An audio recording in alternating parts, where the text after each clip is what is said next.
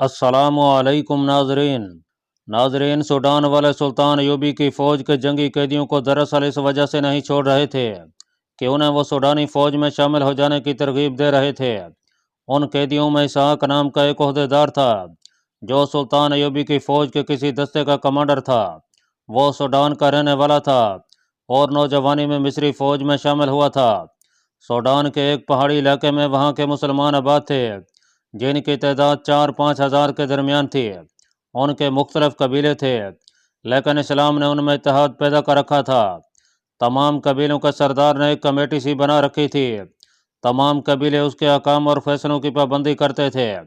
उन लोगों ने रिवायत बना रखी थी कि मिस्री फ़ौज में भर्ती हो जाते थे, सूडानी फ़ौज में शमूलियत से गुरेज करते थे। वो जंगजू भी थे और खूंखार भी, तीर अंदाजी के माहिर थे। सूडानी फ़ौज और हुकूमत ने उन्हें बहुत लालच दिए थे, उन्हें जंग के जरिए ख़त्म करने की धमकी भी दी थी। 2 बार उन पर सूडानी फ़ौज ने हमला किया, लेकिन मुसलमान तीरंदाजों ने चट्टानों की चोटियों से वो तीर बरसाए कि सूडानियों के घोड़े तीर खाकर अपने प्यादा सिपाहियों को कुचलते भाग गए। तकीउद्दीन की जंगी लफ्ज़े से सूडान वालों के हाथों जहां मिस्र की बहुत सी फ़ौज कैदी हो गई थी, वहाँ एक कमानदार इसहाक भी था। अपने कबीलों पर उसका बहुत असर और रसूख था। जंगी कैद में सूडानियों ने उसे कहा कि अगर वो अपने मुसलमान कबीलों को सूडान की फ़ौज में शामिल होने पर राज़ी कर ले तो उसे न सिर्फ रिहा कर दिया जाएगा, बल्कि जिस पहाड़ी इलाके में मुसलमान आबाद हैं उस तमाम इलाके की अलग रियासत बनाकर उसे उसका अमीर या सुल्तान बना दिया जाएगा। मैं उस रियासत का पहले ही सुल्तान हूँ। इसहाक ने जवाब दिया, ये हमारी रियासत है, वो सूडान का इलाका है। उसे कहा गया, हम किसी भी रोज़ वहाँ के लोगों को कैद कर लेंगे या तबाह कर देंगे, तुम पहले उस इलाके पर कब्जा करो। इसहाक ने कहा, वहाँ के मुसलमानों को तह तह करो, तुम उन्हें अपनी फ़ौज में शामिल नहीं कर सकोगे। उस इलाके में अपना झंडा ले जाकर दिखा दो, फिर मैं उन्हें तुम्हारी फ़ौज में शामिल होने पर राज़ी कर लूँगा। इसहाक को कैद खाने में रखने की बजाय एक खुशनुमा कमरे में रखा गया जो किसी शहजादे का महल मालूम होता था। एक सूडानी सलार ने उसे उस कमरे में दाखिल करके अपनी तलवार दोनों हाथों में लेकर और दो जानू होकर उसे पेश की और कहा कि हम आप जैसे जंगजू की दिल से कदर करते हैं, आप हमारे कैदी नहीं मेहमान हैं, मैं आपकी तलवार कबूल नहीं करूंगा। इसहाक ने कहा, मैं मेहमान नहीं कैदी हूँ, मैंने शिकस्त खाई है, मैं आपसे तलवार उसी तरह लूँगा जिस तरह आपने मुझसे ली है। तलवार तलवार के ज़ोर से ली जाती है, मगर हम आपके दुश्मन नहीं। सूडानी सलार ने कहा, मैं आपका दुश्मन हूँ। इसहाक ने मुस्करा कर कहा, तलवारों का तबादला इतने खूबसूरत कमरे में नहीं मैदान जंग में हुआ करता है। आपका शुक्रिया अदा करता हूँ कि आपने मेरी इतनी इज्जत की है, हम इससे ज़्यादा इज्जत करेंगे। सलार ने कहा, आपकी मसनद खुर्तूम के तख्त के साथ रखी जाएगी और रोज़े मशर मेरी मसनद दोज़ख के तह खाने में रखी जाएगी। इसहाक ने जवाब दिया, क्योंकि मैंने दुनिया में मसनद तख्त के साथ रखी थी। मैं दुनिया की बात कर रहा हूँ, मगर मुसलमान आखरत की बात किया करते हैं, जब हम सब अपने अमाल नामे खुदा के हजूर पेश करेंगे। इसहाक ने कहा, मुझे ये बता दें कि आपके बाद कौन आएगा और क्या तोहफा लाएगा। सूडानी सलार ने मुस्करा कर कहा, अब कोई भी आए मुझे क्या, मैं सिपाही हूँ, आप भी सिपाही हैं। मैंने आपकी सिपाहियाना शान को खराज अकीदत पेश किया था, मगर आपने मेरा दिल तोड़ दिया। आपने मेरी सिपाहियाना शान देखी ही कब है। इसहाक ने कहा, मुझे तो लड़ने का मौका ही नहीं मिला। मेरा दस्ता सहरा के एक ऐसे हिस्से में जा फंसा जहाँ पानी की बूंद नजर नहीं आती थी। 3-4 दिनों में सहरा ने मेरे प्यादों, सवारों और घोड़ों को हड्डियों में बदल दिया। सिपाही और सवार जबाने बाहर निकाले पानी ढूंढने लगे। आपके एक दस्ते ने हमला कर दिया और हम पकड़े गए। हमें सहरा ने शिकस्त दी है। आपने मेरी तलवार के जौहर कहाँ देखे हैं कि मुझे खराज अकीदत पेश कर रहे हैं। मुझे बताया गया है कि आप बहादुर हैं। सलार ने कहा, सुनी सुनाई पर यकीन न करें। इसहाक ने कहा, कल सुबह एक तलवार मुझे दें, एक आप लें और मेरे मुकाबले में आए। मुझे उम्मीद है कि मैं आपकी तलवार कबूल कर लूँगा, मगर उस वक्त आप जिंदा नहीं होंगे। मेरे खुदा ने मेरी किस्मत में जो कुछ लिखा है वो मैं अच्छी तरह जानता हूँ, और तुम्हारे खुदा ने जो कुछ लिखा है मैं उसे भी जानता हूँ। तुम जाओ, मुझे सोचने दो। सलार चला गया तो खाना आ गया। खाना लाने वाली 3 लड़कियां थीं, जवान और बहुत ही खूबसूरत। वो नीमुरियां भी थीं। کھانے کی اقسام ایسی جو اس نے کبھی خواب میں بھی نہیں دیکھی تھی۔ کھانے کے ساتھ خوشنما سرائیوں میں شراب بھی تھی۔ اسحاق نے ضرورت کے مطابق کھایا اور پانی پی لیا۔ دسترخوان سمیٹ لیا گیا اور ایک لڑکی اس کے پاس آ گئی۔ اسحاق اسے دیکھتا رہا اور اس کی ہنسی نکل گئی جس میں طنز تھی۔ کیا آپ نے مجھے پسند نہیں کیا؟ لڑکی نے پوچھا۔ میں نے تم جیسی بدصورت لڑکی پہلی بار دیکھی ہے، اسحاق نے کہا۔ لڑکی کے چہرے کا رنگ بدل گیا۔ وہ تو بہت ہی خوبصورت لڑکی تھی۔ اسحاق نے اس کی حیرت بھانپتے ہوئے کہا، حسن حیا میں ہوتا ہے۔ میں اب تمہارے قبضے میں نہیں آ سکوں گا، لیکن میرے لیے حکم ہے کہ آپ کے پاس رہوں۔ لڑکی نے کہا، آپ مجھے اس کمرے میں رہنے دیں، مجھ پر رحم کریں۔ لڑکی نے دیکھ لیا تھا کہ یہ شخص پتھر ہے۔ اس نے اسحاق کی منت سماجت شروع کر دی۔ تمہارا کام کیا ہے؟ اسحاق نے پوچھا۔ کس مقصد کے لیے تمہیں میرے پاس بھیجا گیا ہے؟ مجھے اپنا مقصد بتا دو تو اس کمرے میں رہنے دوں گا۔ میرا کام یہ ہے کہ آپ جیسے مردوں کو موم کر دوں۔ لڑکی نے جواب دیا، جہاں سونا چاہتی ہو سو جاؤ، پلنگ پر سو جاؤ، میں فرش پر سو جاؤں گا۔ لڑکی فرش پر لیٹ گئی۔ تمہارا نام کیا ہے لڑکی؟ اسحاق نے پوچھا۔ آشی۔ تمہارے ماں باپ کہاں رہتے ہیں؟ معلوم نہیں، لڑکی نے کہا۔ اسحاق پر نیند کا غلبہ ہونے لگا اور ذرا سی دیر میں اس کے خراٹے سنائی دینے لگے۔ اس شخص کے ساتھ آپ اپنا وقت ضائع کر رہے ہیں، اس لڑکی نے کہا جس نے رات اسحاق کو اپنا نام آشی بتایا تھا۔ لڑکی نے پوری تفصیل سنائی۔ 4-5 دن سوڈانی حکام اسحاق کو اپنی بات پر لانے کی کوشش کرتے رہے، مگر اسحاق نے بات یہیں پر ختم کی کہ میں مصر کی فوج کے ایک دستے کا کماندار ہوں، مسلمان ہوں اور قیدی ہوں۔ آخر اسے محل سے نکال کر قید خانے میں لے گئے اور ایک تنگ سی کوٹھڑی میں بند کر دیا گیا۔ سلاخوں والے دروازے پر کفل چڑھا دیا گیا۔ کوٹھڑی میں ایسی بدبو تھی کہ دماغ پھٹا جاتا تھا۔ رات کا وقت تھا۔ ایک سپاہی دیا لے آیا جو اس نے سلاخوں میں اسحاق کو دے دیا۔ اسحاق نے دیا فرش پر رکھا تو اسے کوٹھڑی میں ایک لاش پڑی نظر آئی جو خراب ہو رہی تھی۔ اسحاق نے قید خانے کے سپاہی کو آواز دے کر بلایا اور پوچھا کہ یہ کس کی لاش ہے؟ تمہارا ہی کوئی دوست ہوگا، سپاہی نے جواب دیا۔ کوئی مصری تھا، جنگ میں پکڑا گیا تھا، اسے بہت اذیتیں دی گئی تھیں، 5-6 دن ہوئے کوٹھڑی میں مر گیا۔ لاش یہاں کیوں پڑی ہے؟ اسحاق نے پوچھا۔ تمہارے لیے، سپاہی نے طنزیہ کہا۔ اسے اٹھا لیا تو تم اکیلے رہ جاؤ گے۔ سپاہی ہنستا ہوا چلا گیا۔ اسحاق نے دیا اوپر کر کے لاش کو دیکھنا شروع کر دیا۔ کپڑوں سے اس نے پہچان لیا کہ مصری فوج کا آدمی تھا۔ اسحاق نے کوٹھڑی میں جو بدبو محسوس کی تھی وہ غائب ہو گئی۔ اس نے سوجی ہوئی لاش کے چہرے پر ہاتھ پھیرا اور کہا کہ تمہارا جسم گل جائے گا مگر روح تازہ رہے گی۔ تم نے خدا کی راہ میں جان دی ہے، تم مجھ سے برتر ہو، تم زندہ ہو، زندہ رہو گے۔ سپاہی ٹھیک کہہ گیا ہے، تم نہ ہوتے تو میں اکیلا رہ جاتا۔ وہ بہت دیر اس کے ساتھ باتیں کرتا رہا اور لاش کے پاس لیٹ گیا۔ اس کی آنکھ لگ گئی۔ صبح اسے جگایا گیا۔ اس نے دیکھا کہ وہی سوڈانی سالار کھڑا تھا جس نے اسے تلوار پیش کی تھی۔ سالار نے کہا، کسی چیز کی ضرورت ہو تو حاضر ہوں، میں نے تمہارے لہجے کو پہچان لیا ہے۔ اسحاق نے کہا، میں ہارا ہوا ہوں، تم مجھے تانا دے سکتے ہو، اگر تم واقعی میری کوئی ضرورت پوری کرنا چاہتے ہو تو میدان جنگ سے تمہیں مصر کے پرچم بھی ملے ہوں گے، ایک پرچم لا دو، میں اس لاش پر ڈالنا چاہتا ہوں۔ سالار نے کہا لگا کر کہا، کیا تمہارے پرچم کو ہم نے سینے سے لگا رکھا ہے؟ ہم نے مصر کے کسی جھنڈے کو ہاتھ لگانا بھی گوارا نہیں کیا۔ اس نے سپاہی سے کہا، اسے باہر نکالو اور نیچے لے چلو، لاش یہیں رہنے دو۔ اسحاق کو قید خانے کے تہہ خانے میں لے گئے۔ وہاں ایسی بدبو تھی جیسے بے شمار لاشیں پڑی ہوں۔ سوڈانی سالار آگے آگے تھا۔ اسحاق کو تہہ خانے میں گھما پھرا کر دکھایا گیا کہ یہاں کیسی کیسی اذیتیں دی جا رہی ہیں۔ بعض قیدی کے کرتے تھے اور چند ایک بے ہوش پڑے تھے۔ اذیت کا ہر ایک طریقہ دکھا کر سوڈانی سالار نے اسحاق سے پوچھا، آپ کو جو طریقہ پسند ہو وہ بتا دیں، ہم آپ کو وہاں لے چلتے ہیں۔ اگر آپ اس کے بغیر ہی ہماری بات مان جائیں تو آپ کا ہی بھلا ہوگا۔ جہاں جی چاہے لے چلو، قوم سے غداری نہیں کروں گا۔ اسحاق نے کہا۔ اسے اس طرح الٹا لٹکا دیا گیا کہ ٹخنوں سے زنجیریں ڈال کر چھت سے باندھ دی گئیں۔ سالار نے سپاہیوں سے کہا، شام تک اسے یہیں رہنے دو، شام کے وقت اسے لاش والی کوٹھڑی میں پھینک دینا، مجھے امید ہے کہ اس کا دماغ صاف ہو جائے گا۔ شام تک وہ بے ہوش ہو چکا تھا، ہوش میں آیا تو وہ لاش کے پاس پڑا تھا۔ एक कोने में थोड़ा सा पानी और कुछ खाना रखा था। उसने पानी पिया और खाना खा लिया। उसने लाश से कहा, मैं तुम्हारी रूह के साथ धोखा नहीं करूंगा, मैं जल्दी तुम्हारे पास आ रहा हूँ। बातें करते करते उसकी आंख लग गई। आधी रात के वक्त उसे फिर जगा लिया गया और पहिए के साथ बांध दिया गया। सूडानी सलार मौजूद था।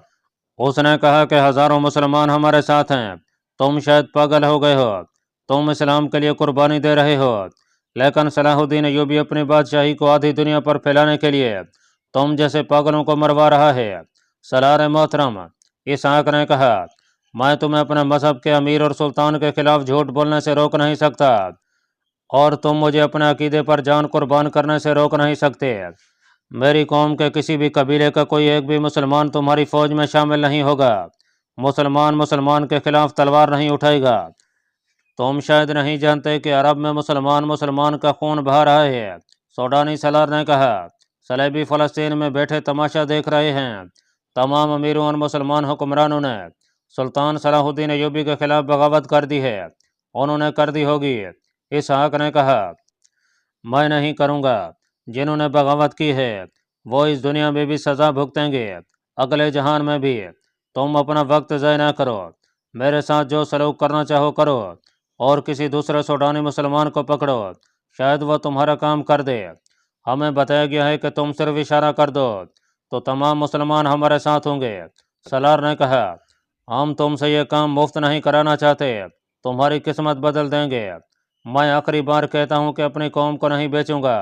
इसहाक ने कहा, वो पहिए के साथ बंधा हुआ था, नीचे टखने फर्श के साथ, ऊपर कलाइयाँ पहिए के साथ थीं। 3-4 हबशी उस लंबे खंबे के साथ खड़े थे जिसे धकेलने से पहिया हरकत में आता था। सूडानी सलार ने इशारा किया तो हबशियों ने खंबे को एक कदम धकेला, हराहट की तरफ पहिया चला। इसहाक का जिस्म ऊपर और नीचे को खींचने लगा। उसके बाजू, कंधों और टांगें कोहनों से अलग होने लगी। उसके जिस्म से पसीना इस तरह फूटा जैसे किसी ने उस पर पानी उंडेल दिया हो। अब सोचो और जवाब दो। उसके कानों में सूडानी सलार की आवाज़ पड़ी, ईमान नहीं बेचूंगा। इसहाक ने कराहती हुई आवाज़ में जवाब दिया। पहिया और आगे चलाया गया। उसकी खाल फटने लगी। अब अच्छी तरह सोच सकोगे, मेरी लाश भी यही जवाब देगी, अपना ईमान नहीं बेचूंगा। इसहाक ने ये अल्फाज बड़ी मुश्किल से मुंह से निकाले। इसे कुछ देर यहीं रहने दो, सलार ने हुक्म दिया। मान जाएगा। इसहाक ने कुरान की आयत का विर्द शुरू कर दिया। सलार चला गया। इसहाक के जिस्म के जोड़ खुल रहे थे, खाल जैसे उतारी जा रही थी। उसका मुंह आसमान की तरफ था। उसने तसव्वुर में खुदा को अपने सामने देखा और कहा, खुदावंद आलम, मैं गुनहगार हूँ तो मुझे और ज़्यादा सज़ा दो। मैं आपकी राह में सच्चा हूँ तो मुझे सुकून अता करो। मैं आपके हुजूर शर्मिसार नहीं होना चाहता। उसने आंखें बंद करके आयत का विर्द शुरू कर दिया। तुम चीखते क्यों नहीं? उसके पास कैद खाने का जो सिपाही खड़ा था उसने कहा, ज़ोर ज़ोर से चीखो, इससे तकलीफ ज़रा कम हो जाती है। मैं तकलीफ में नहीं हूँ। इसहाक ने कहा, पहिया और आगे कर दो। कैद खाने के सिपाही दरिंदे थे। उस सिपाही ने हबशियों से कहा कि पहिया ज़रा और चलाएं। हबशियों ने धक्का लगाया तो पहिया और आगे चला गया। इसहाक के जिस्म से कड़ाक कड़ाक की आवाज़ें निकलीं। एक और सिपाही दौड़ता आया। उसने अपने साथी से कहा, तुम्हें किसने कहा है कि पहिया चलाओ? ये मर जाएगा, इसे अभी जिंदा रखना है। पहिया ज़रा नीचे कर दिया गया। यह कहता है मुझे कोई तकलीफ नहीं हो रही है। सिपाही ने अपने साथी से कहा, तुम होश में हो? सिपाही ने इसहाक से पूछा, तुम क्या बोल रहे हो? बेहोशी में बोल रहा है। दूसरे ने कहा, तुमने चक्कर जहाँ तक पहुँचा दिया था वहाँ इंसान मर जाता है, ये होश में नहीं हो सकता। मैं होश में हूँ दोस्तों। इसहाक की नईफ आवाज़ सुनाई दी। दोनों सिपाहियों ने एक दूसरे को हैरत से देखा। एक ने कहा, ये इतना ताकतवर तो नहीं लगता, इस हालत में तो भैंसों जैसे वाशी हबशी बेहोश हो जाते हैं, ये कोई आलम होगा। हाँ, तुम ठीक कहते हो। इसहाक ने कहा, मैं खुदा का कलाम पढ़ रहा हूँ। पहिए को पूरा चक्कर देकर देखो, मेरा जिस्म 2 हिस्सों में कट जाएगा। दोनों हिस्सों से यही आवाज़ आएगी जो तुम सुन रहे हो। वो गंवार सिपाही थे तो हम परस्ती उनका मजहब था, वो मुसलमान नहीं थे। उस पहिए को वो अच्छी तरह जानते थे। उसके साथ बंधा हुआ इंसान पहिए की सी हरकत पर चीख उठता और हर बात मान लेता था। ज़रा मजीद हरकत से बेहोश होता और कुछ देर बाद मर जाता था। लेकिन इसहाक पहिए के आखिरी निशान तक जिंदा ही रहा, होश में रहा। सिपाही जान गए कि ये आदमी आम किस्म का इंसान नहीं। तुम आसमानों का हाल जानते हो? एक सिपाही ने पूछा। मेरा खुदा जानता है, इसहाक ने जवाब दिया। तुम्हारा खुदा कहाँ है? मेरे दिल में, इसहाक ने जवाब दिया। वो मुझे कोई तकलीफ नहीं होने देता। हम गरीब लोग हैं, एक सिपाही ने कहा। यहाँ तुम जैसे इंसानों की हड्डियाँ तोड़कर बाल बच्चों को रोटी खिलाते हैं। तुम हमारी किस्मत बदल सकते हो बाहर जाकर, इसहाक ने कहा। मैं जो कुछ पढ़ रहा हूँ वो तुम्हें बता दूंगा, तुम्हारी किस्मत बदल जाएगी। हम पहिया नीचे कर देते हैं, एक सिपाही ने कहा। सलार को आता देखेंगे तो ऊपर कर देंगे।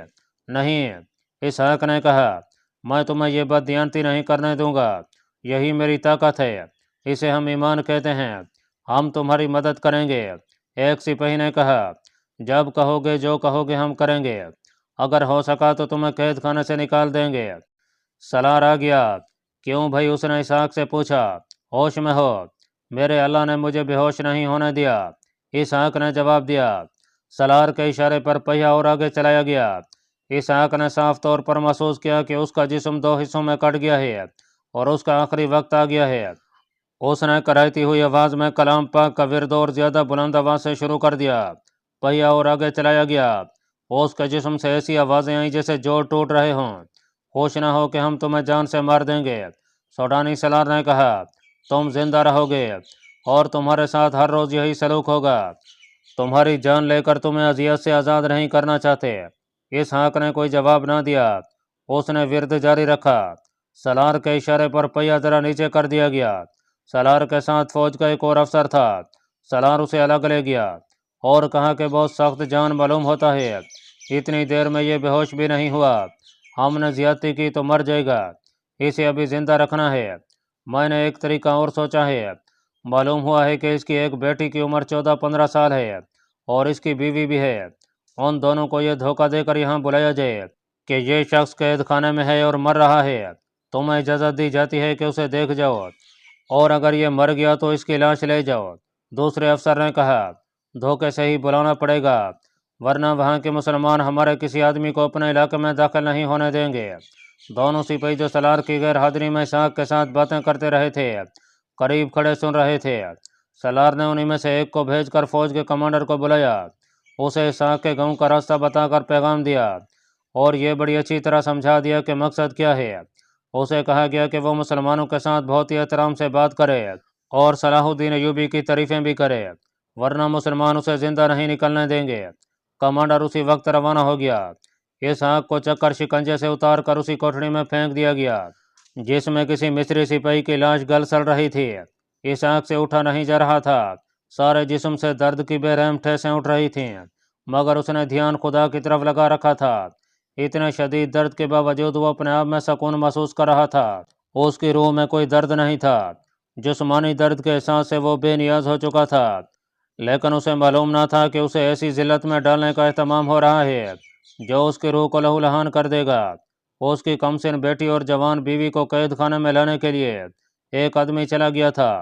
वहां से उसका गांव जो पहाड़ी इलाके में था, घोड़े पर पूरे दिन की मुसाफा जितना दूर था। सुबह अभी अभी तुलू हुई। सोडानी सलार अपने साथी अफसर के साथ चला गया। कैद खाने में दोनों सिपाहियों की ड्यूटी खत्म होने वाली थी। दिन भर के लिए दूसरे सिपाही आ रहे थे। उन दोनों सिपाहियों ने आपस में बात की और एक फैसला कर लिया। वो इसहाक को बरगुज़ीदा इंसान समझ रहे थे। ये उनकी बर्दाश्त से बाहर था कि इस बरगुज़ीदा शख्स की बेटी और बीवी को कैद खाने में बुलाकर जलील किया जाए। एक सिपाही ने इस खतरे का इजहार भी किया कि उस शख्स की बेटी और बीवी की तौहीन की गई तो सब पर कहर नाज़िल होगा। इन दोनों को यह लालच भी था कि बाहर जाकर इसहाक उनकी किस्मत बदल देगा। एक सिपाही ने कहा कि वो इसहाक की बेटी और बीवी को यहाँ तक नहीं आने देगा। शाम हो चुकी थी जब पैगाम ले जाने वाला सूडानी कमांडर मुसलमानों के पहाड़ी इलाके में दाखिल हुआ। पहले गांव में जाकर उसने पूछा कि इसहाक नाम के एक सूडानी मुसलमान का गांव कहाँ है जो मिस्र की फौज में अहदेदार है। इसहाक का तमाम इलाके पर असर और रसोख था, उसे हर कोई जानता था। कमांडर ने बताया कि वो जख्मी हालत में जंगी कैदी हुआ था। दूसरे कैदियों की तरह उसे भी कैद खाने में डाल दिया गया था। उसकी हालत बिगड़ रही है। उसने ख्वाहिश जाहिर की है कि उसे उसकी बेटी और बीवी से मिलाया जाए। मैं उन दोनों को लेने आया हूँ। एक आदमी उनके साथ हो गया। वादियों से गुजरते कुछ वक्त बाद दोनों इसहाक के गांव में दाखिल हुए। फिर उसके घर जा पहुंचे। उसके बूढ़े बाप से मुलाकात हुई। सूडानी कमांडर ने झुककर मुसाफा किया और निहायत अच्छे अंदाज से कहा, आपका बेटा इतना बहादुर है कि हमारे सलार भी उसे सलाम करते हैं। वो बहादुरी से लड़ा, मगर रेगिस्तान ने उसे प्यासा रख कर बेहाल कर दिया। वो जख्मी हालत में पकड़ा गया। आज उसका इलाज इस तरह किया जा रहा है जिस तरह सूडानी सलारों और हुक्मरानों का किया जाता है। इतने अच्छे इलाज के बावजूद सेहतयाब नहीं हुआ। उसे बचाने की पूरी कोशिश की जा रही है। उसने ख्वाहिश जाहिर की है कि अपनी बेटी को और अपनी बीवी को आखिरी बार देखना चाहता हूँ। अगर तुम लोग उसकी इतनी ज़्यादा इज्जत करते हो तो उसे मेरे हवाले क्यों नहीं कर देते? इसहाक के बाप ने कहा, हो सकता है हमारे जरा और तबीब उसे ठीक कर लें। फरमा रवाय सूडान ने कहा है कि वो हमारा मेहमान है। कमांडर ने कहा, मेहमान को बीमारी की हालत में रुखसत करना मेज़बान की बेइज्जती है। सेहतयाब होते ही उसे बाइज्जत तरीके से रुखसत कर दिया जाएगा। क्या ये नहीं हो सकता कि उसकी बेटी और बीवी उसके पास रहें और उसकी तीमारदारी करें? बूढ़े बाप ने पूछा। अगर ये दोनों वहाँ रहना चाहें तो इन्हें इज्जत से रखा जाएगा। कमांडर ने कहा, हमारे यहाँ बहादुरों की इज्जत की जाती है। हमारे मजहब अलग हैं, लेकिन हम और आप सूडानी हैं। हम ज़मीन का एहतराम करते हैं। अगर इसहाक सलाहुद्दीन अय्यूबी का सिपाही है तो कोई फ़र्क नहीं पड़ता। हम भाई हैं। सलाहुद्दीन अय्यूबी को हम बहुत बड़ा जंगजू मानते हैं। उसने सलेबियों को घुटनों बिठा दिया है। फिर उसे तुम दुश्मन क्यों समझते हो? बूढ़े ने पूछा। तुम सलेबियों को दोस्त क्यों समझते हो? मोहतरम बुजुर्ग, कमांडर ने कहा, अगर मैं बातें करने बैठ गया तो ये मेरे फ़र्ज में कोताही होगी। मुझे आपकी बच्ची और आपकी बहू को सुबह से पहले आपके बेटे तक पहुंचाना है। आपके बेटे की ख्वाहिश की तकमील हमारा फ़र्ज है। क्या आपकी बेटी और बहू मेरे साथ अभी चलने को तैयार हैं? पर्दे के पीछे से एक नुस्वानी आवाज़ आई, हम तैयार हैं। कोई मर्द साथ नहीं जा सकता? बूढ़े ने पूछा। मैं भी तो अपने बेटे को देखना चाहता हूँ। सफ़र लंबा है। कमांडर ने कहा, आप इतनी लंबी घुड़सवारी बर्दाश्त नहीं कर सकेंगे। मुझे जो हुक्म मिला है वो बेटी और बीवी को लाने का है। कैद खाने का सिपाही ड्यूटी से फारिग होकर घर गया। बहुत जल्दी में उसने कपड़े बदले, सर को इस तरह ढांपा के चेहरा भी छुप गया। उसने घोड़े के लिए चारा और पानी घोड़े के साथ बांधा और किसी को बताए बगैर के कहाँ जा रहा है रवाना हो गया। उसने वो रास्ता मालूम कर लिया था जो इसहाक के गांव जाता था। सलार जब पैगाम लेकर जाने वाले कमांडर को रास्ता समझा रहा था, यह सिपाही पास खड़ा सुन रहा था। उसके दिल में अकीदत थी। आबादी से निकलकर उसने घोड़े को एड़ी लगा दी। कमांडर उससे बहुत पहले निकल गया था, इसलिए यह मुमकिन नहीं था कि वह उससे पहले इसहाक के घर पहुंच जाता। अल्लाह पाक कमी बेशी माफ़ फरमाए। अल्लाह आपका हामी और नासिर हो। आमीन।